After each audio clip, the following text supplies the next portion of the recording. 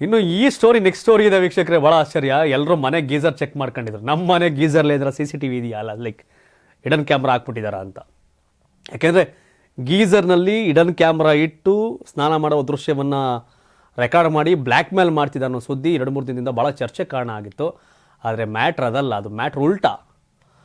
ಹೌದು, ಅದೇನದು shocking twist ಅಂತಂದರೆ ಮಹಿಳೆಯ ನಾಟಕ ಅನ್ನೋದು ಇದೀಗ ಬಯಲಾಗಿದೆ. ಏನು ಕತೆ ಅಂತ ನೋಡುವುದಾದರೆ, ಗೀಸರ್ನಲ್ಲಿ ಬೆಂಗಳೂರಿನ ಒಂದು ಘಟನೆ. ಗೀಸರ್ನಲ್ಲಿ ಕ್ಯಾಮ್ರಾ ಇಟ್ಟು ಮಹಿಳೆಯ ಅಶ್ಲೀಲ ವಿಡಿಯೋ ದಾಖಲಿಸಿದ್ದ ಸುದ್ದಿ ವ್ಯಾಪಕ ವೈರಲ್ ಆಗುತ್ತಲೇ ಈ ಪ್ರಕರಣಕ್ಕೆ ಪೊಲೀಸರ ತನಿಖೆ ಶಾಕಿಂಗ್ ಟ್ವಿಸ್ಟ್ ಅನ್ನು ಕೊಟ್ಟಿದ್ದು, ಅಕ್ರಮ ಸಂಬಂಧ ಮುಚ್ಚಿ ಹಾಕಲು ಮಹಿಳೆಯೇ ಇಂತಹ ಬೃಹನ್ ನಾಟಕ ಮಾಡಿದ್ದಾರೆ ಎಂದು ಹೇಳಲಾಗ್ತಾ ಇದೆ.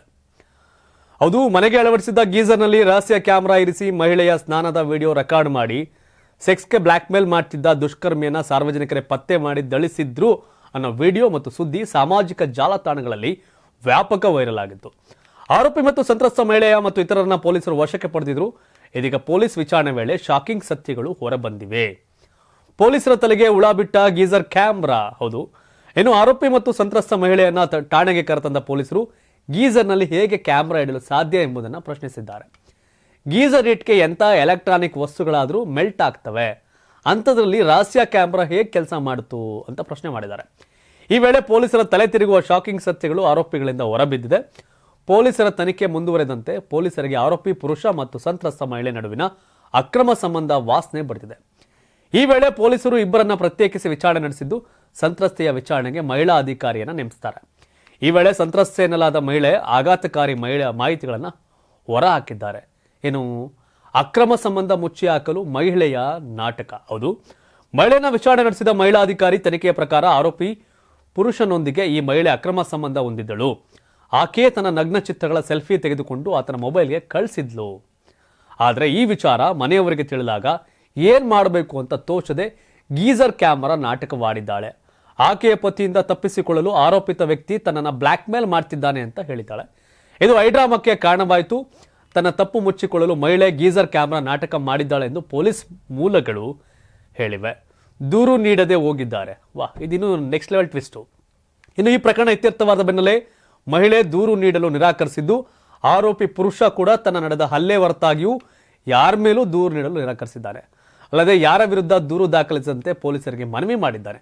ಬಳಿಕ ಮಧ್ಯರಾತ್ರಿ ಆರೋಪಿ ಪುರುಷ ಮತ್ತು ಮಹಿಳೆಯನ್ನ ಪೊಲೀಸರು ಠಾಣೆಯಿಂದ ಕಳುಹಿಸಿಕೊಟ್ಟಿದ್ದಾರೆ ಅಂತ ತಿಳಿದು ಬಂದಿದೆ.